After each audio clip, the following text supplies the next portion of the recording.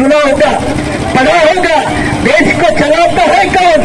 और social media में लिखा गया देश को दो लोग चलाते हैं, दोनों गुजरात के हैं, दोनों बेचने का काम करते हैं और खरीदने का भी काम दोनों गुजराती करते हैं। कुल मिला के 4 लोग देश को चलाते हैं। ऐसे वक्त हम इतनी भारी संख्या में ओबीसी तबका हो, मुसलमान तबका हो, दलित तबका हो, अगर उसको सियासत में हिस्सा नहीं मिलेगा, सरकार में हिस्सा नहीं मिलेगा, राजपाट में हिस्सा नहीं मिलेगा, तो भाई ये लोकतंत्र किसके लिए? गुरु गोविंद सिंह की बात आप तो जानते होंगे। गुरु गोविंद सिंह जिन्होंने सिखों का एक नई लड़ने की ताकत दी, एक जज्बा दिया।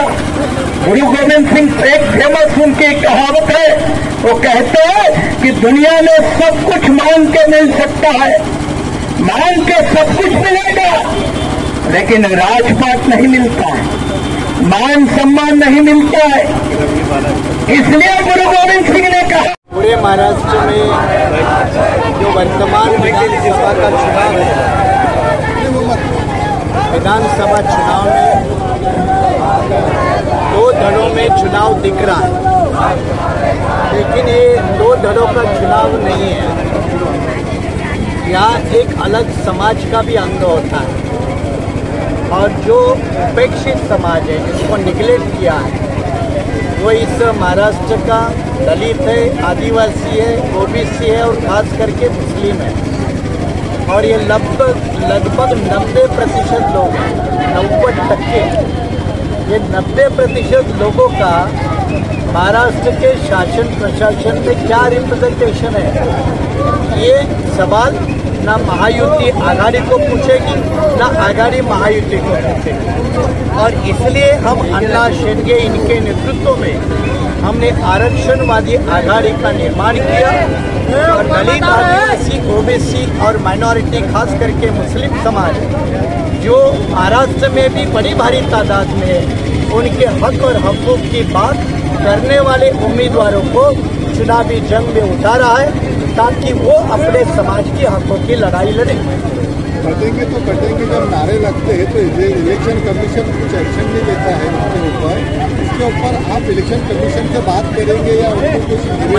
मैंने जैसे आज के सभा में भी कहा कि देश का प्रधानमंत्री जिसकी संवैधानिक जिम्मेदारी है देश के सभी जनता का विश्वास हासिल करना, उनकी हिफाजत की गारंटी देना, बल्कि देश का प्रधानमंत्री यह स्टेटमेंट करता है कि भाई एक है तो सेफ है, इसको इशारा कर रहे हैं।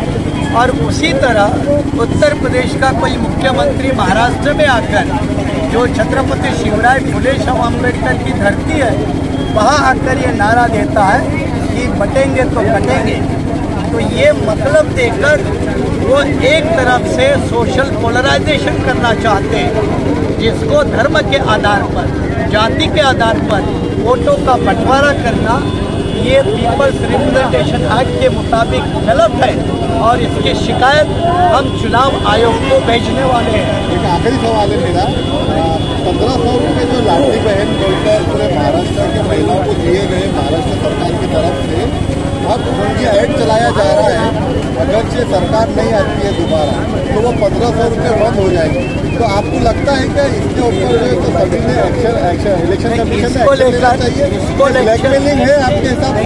इसको लेकर ये जब कैंपेन चलाया जा रहा है अभी महायुति के प्रचार कैंपेन द्वारा कि नई सरकार आएगी तो ये बंद होगा, इसका जवाब महाविकास आघाड़ी के नेताओं ने मुंह तोड़ देना चाहिए, बल्कि वो नहीं दे रहे। इवन प्रधानमंत्री के स्टेटमेंट का भी जवाब शरद पवार जैसे नेताओं ने देना चाहिए, बल्कि वो नहीं दे रहे। तो ये आपस में उनकी जो नूरा कुश्ती है उसको हमारे जैसे थर्ड फ्रंट या आरक्षणवादी आघाड़ी के माध्यम से हम इनकी इन चुनाव में पूरी पोल खोल करके रख देंगे। छत्तीसगढ़ बता दीजिए कि आपने लॉकडाउन में जब औरंगाबाद आए थे, आपने कहा था कि हम जो यूपी करने के लिए तैयार है अगर हमको उधर से बुलावा आता है। आपको बुलावा नहीं आया या आपने खुद यूपी नहीं करे, आप सिंगल पार्टी बनकर लड़ रहे हैं?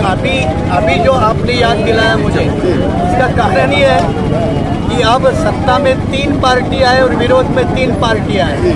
उनके ही बेटे बेटियां ठीक सेट नहीं हो पा रहे, तो उनके बेटियां, उनके बेटे, उनके बहू, उनके दामाद, इनके चक्कर में वो दूसरों को कोई रोटी नहीं दे रहे, तो बाकी लोग जाएंगे क्या? वो तो अपनी जंग तो जरूर लड़ेंगे, इसलिए हम भी अपनी जंग लड़ेंगे। सर आखिरी सवाल ये है कि राज ठाकरे कहते हैं अगर हमारी सत्ता है तो मस्जिदों से भोंगे निकाल देंगे, कैसे देखते हैं भाई? मैं तो अपने नारेगांव की जनता का शुक्रिया अदा करता हूँ, आज इतनी तादाद के अंदर मुझे प्यार किया है।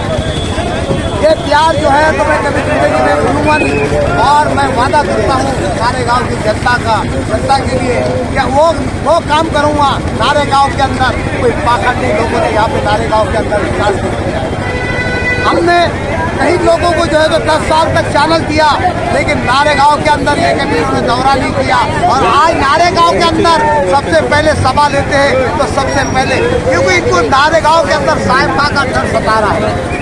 अब आपकी सीधी टक्कर किससे इलेक्शन?